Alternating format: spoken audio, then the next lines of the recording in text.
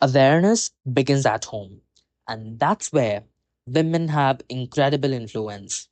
In the Gulf, platforms like women's majlis gatherings and community events can be powerful spaces for dialogue.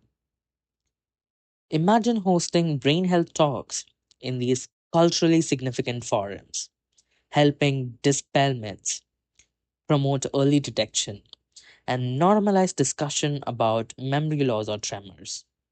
This kind of community based education could make a major impact, especially in areas where stigma persists. Social media is another transformative tool.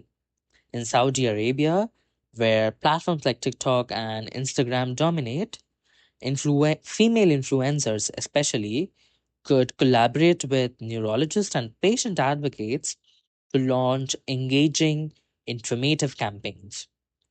AI generated content such as animated explainer videos or voice clone testimonials from real patients can make these campaigns even more personal and scalable, reaching audiences across language and literacy barriers.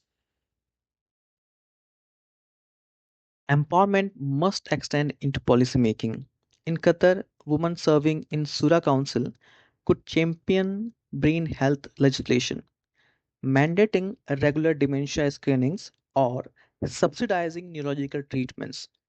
Saudi Arabia's Vision 2030 already places a strong emphasis on women's empowerment.